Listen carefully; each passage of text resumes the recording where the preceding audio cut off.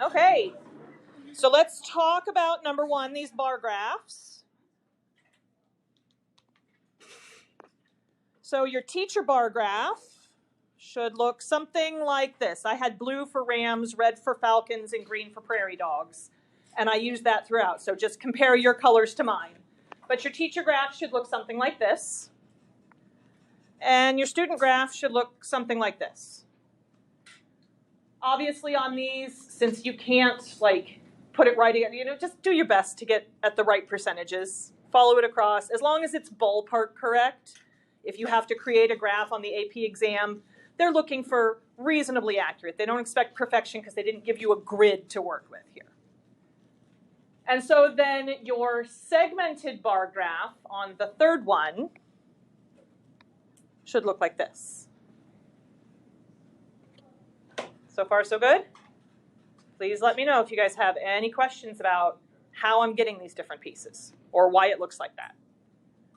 So according to the display, looking at these graphs, all three of them together, which mascot appears to have the most support?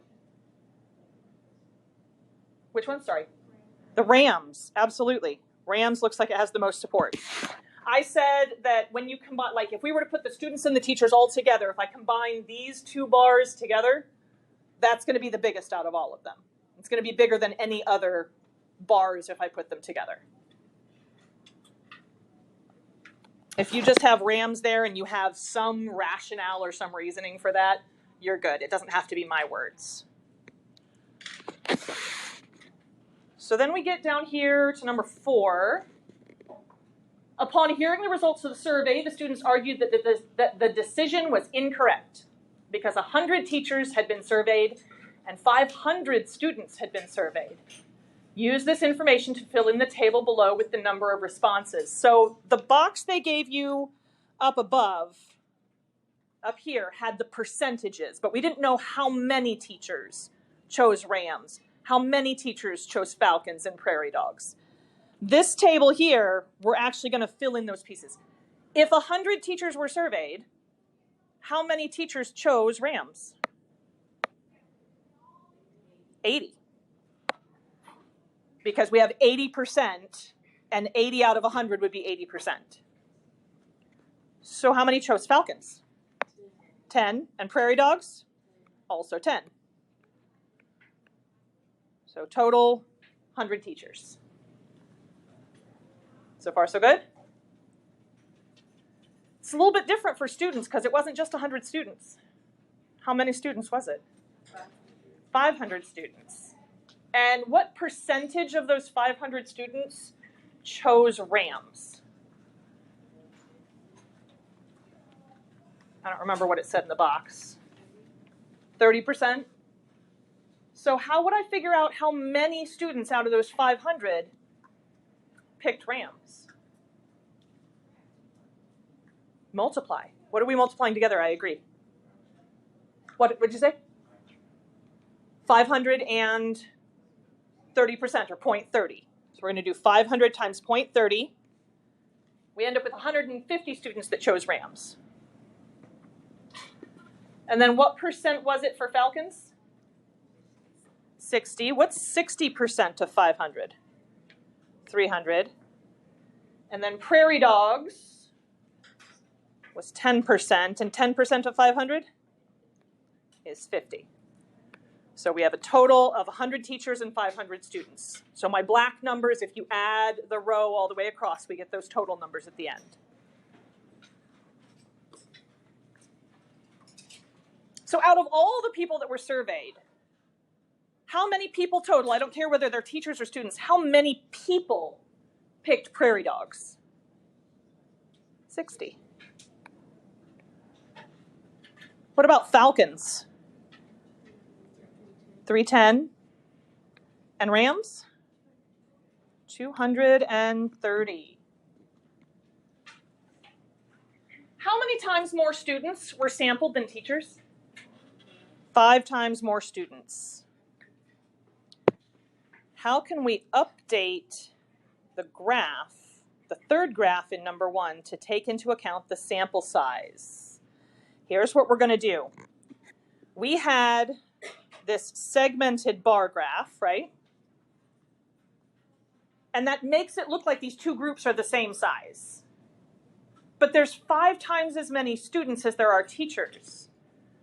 So I want to make this 5 times as wide. So I need to add 4 more student bars so that there's 5 total and only 1 teacher bar, so that the total area for the students is 5 times bigger. So I'll give you a moment to write that down, then we'll go do that and we'll see what it looks like. And then we'll do number 6.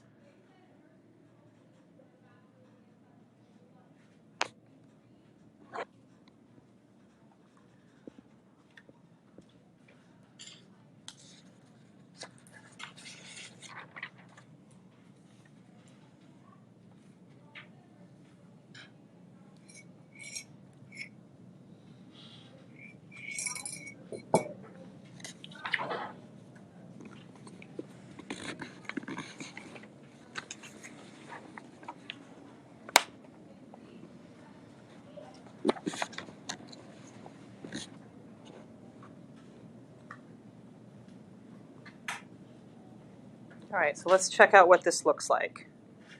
So here's my bar for students. I want to make this 5 times wider than the teacher graph.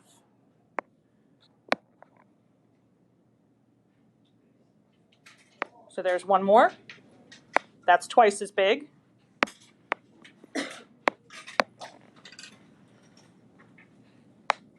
There's 2 more, so now it's 3 times as big.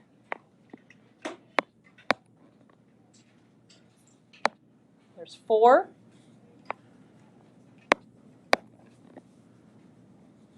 And then there's 5.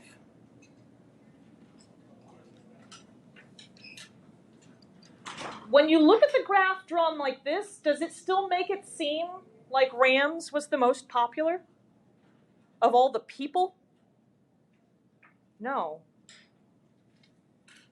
The area of each of these sections is giving us an idea of the total number that made that choice. Not just percentages. We're not counting all the teachers as 1 vote and all the students as 1 vote. Like as those groups, we're looking at each individual. All right, so these guys down here, I just want to make sure that we have names for everything that we're doing. Oops. These 2 here are our bar graphs.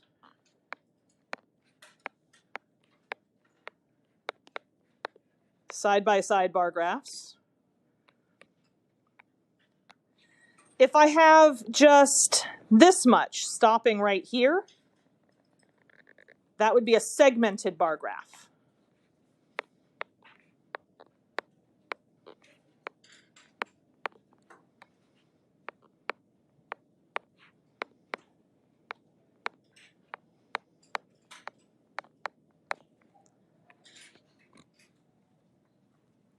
Once we add this extra width to our graphs, we have a new name for that. This whole thing taken together, this is called a mosaic plot.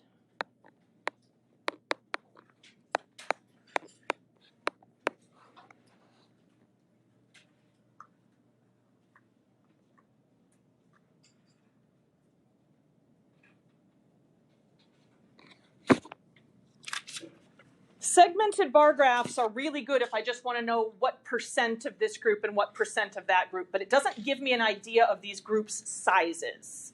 The mosaic plot gives me a little bit more information in that I have some idea of how much bigger the student group is than the teacher group.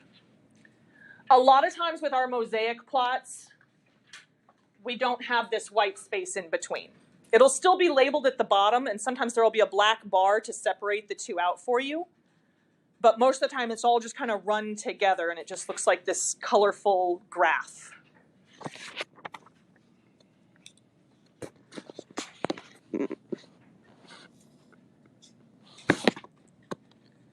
We said the first time around that we thought the Rams had the most support. But now that we see this mosaic plot, now that we know that there's a lot more students that were polled than teachers, you guys said, who's got the most support now?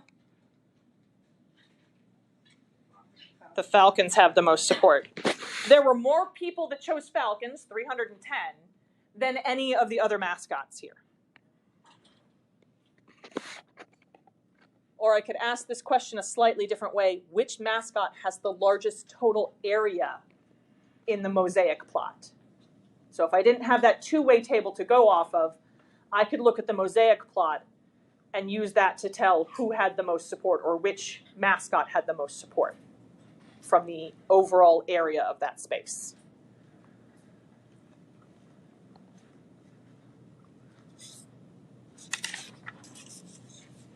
I noticed a lot of people had been working on the homework. Awesome. First homework is due when? First homework's due tomorrow. And there was one question on that very back page that had a mosaic plot. If you didn't know what to do with it, hopefully now you have a little bit better idea of how to read that mosaic plot, and you can use that to answer those questions.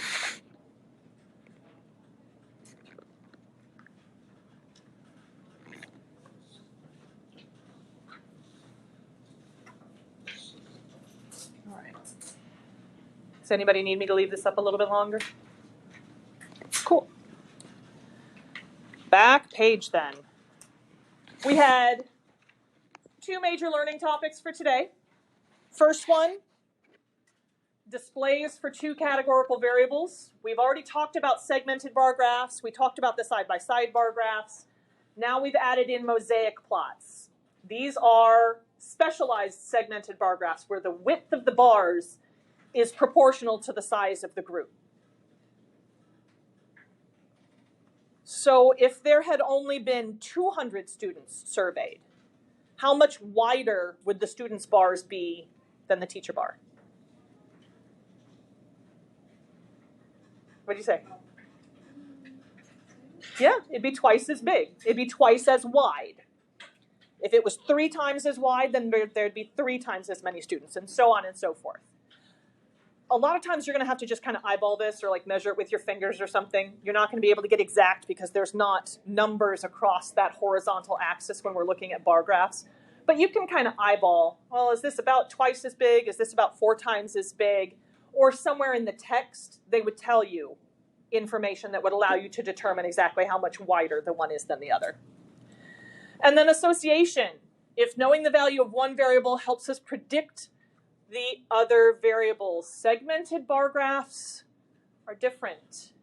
A mosaic plot allows me to talk about association. If I know someone was a student, if I knew somebody was a student, would I be able to better predict which of these 3 mascots they chose? Yeah, because there's an association there. There's a relationship.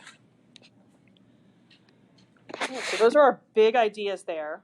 I want you guys now, and you are welcome to work together on this part still. I want you to take the information that they give you between the table and the mosaic plot, and I want you to use that to answer the questions down below. So answer parts A, B, and C. Let's take about 5 minutes and let's see where that puts us at.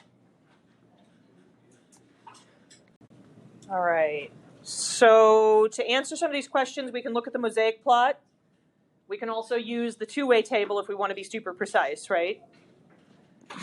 How many juniors total were in this survey? I'm sorry, how many? 51. And what about seniors? 80. So I can use that then to find these percentages. We want to know, of all the juniors, what percent are currently working, not working but have had a job, and never had a job. How would I figure out if I wanted a really precise decimal percentage? How would I figure out the percent of juniors that are currently working? Divide 14 by 51. If you look at the mosaic plot, we know this number should come out to be about what? Look at just the juniors bar. If I asked you to ballpark currently working,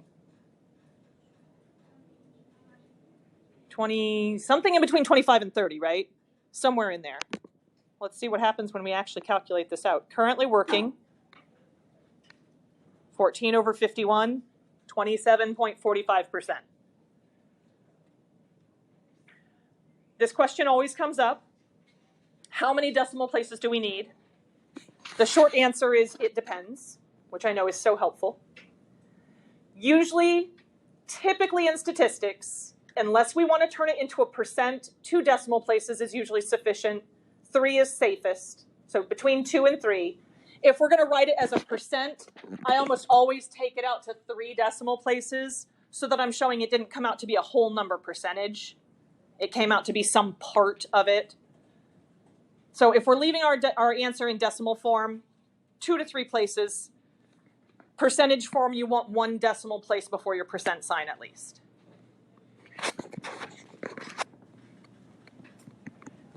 Let's go look at this mosaic plot and see if we can kind of ballpark what we think not working but have had a job should be. If this is about 27%, what percent, stop, what percent would this light blue be on the juniors? About 40 something, right? Like in the 42, 43, 44, somewhere in there. How would I calculate it? 22 over 51. Comes out to be 43.14% or 43.1% if you took it out to 1 decimal place before the percent sign. That's perfectly fine. What would our percent be for never had a job?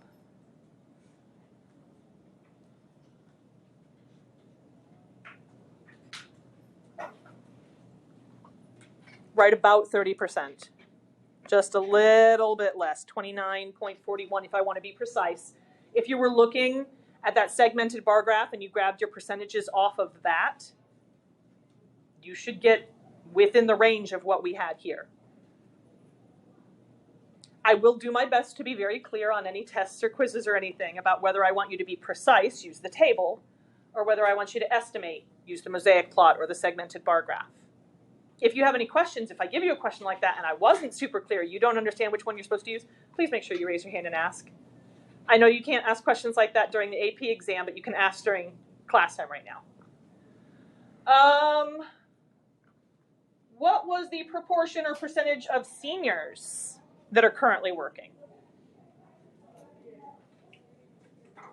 Yep.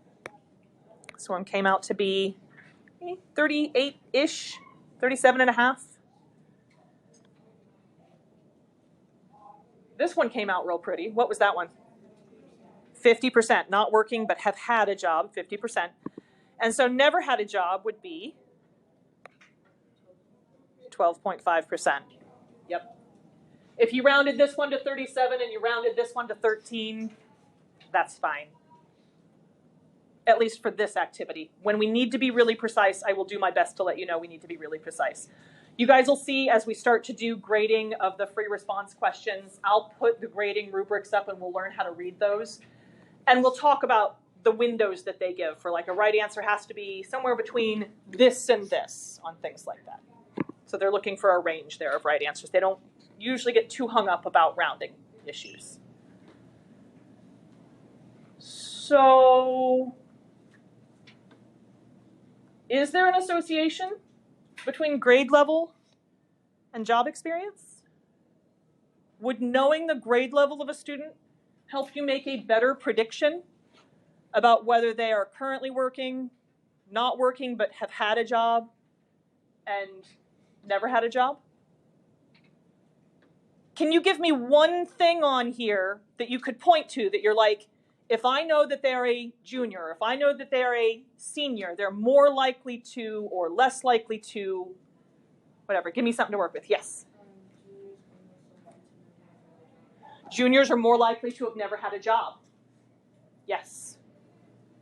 Is that the only one that we could point to? What else could you point to? Yeah, seniors are more likely to have work experience, to either be currently working or have had a job even if they're not working right now. That seniors are much more likely to be hitting that. Absolutely. I just picked one of those out. I said there is an association between grade level and job experience. Then I kind of interpreted what that meant. Second sentence is not necessary, but it's a nice to have. What I mean by an association is that knowing the grade level of the student helps us predict job experience. For example, a senior is more likely to be currently working and less likely to have never had a job.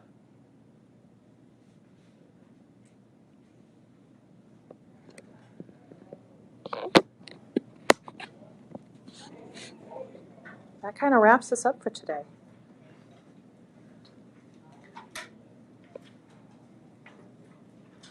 So we've got a little bit of extra time. If you haven't started on the homework yet, I would highly recommend getting it started now that certain things are fresh in your mind. I'm more than happy to answer questions. I always encourage you guys to work together on everything except the actual test. We do a lot of learning from each other in statistics and bouncing ideas off the other person. So if you want to work together on your homework, just to give you a preview for the rest of this week, we've got 2 reading sections coming up that are back to back. I try not to do that, but it unfortunately happened in this one.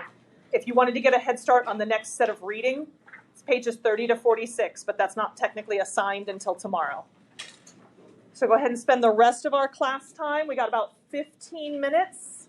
Work on either homework 1-1 so that you have that all finished up, or if you're already all done with it, then go ahead and scoot on to the reading. If you need those pages again, it's back on the back board, very bottom set of boxes in green. That's where AP Statistics is. What we're working on in class is in blue. Your homework for that is in green at the bottom of those boxes. Let me know if you guys have any questions about anything.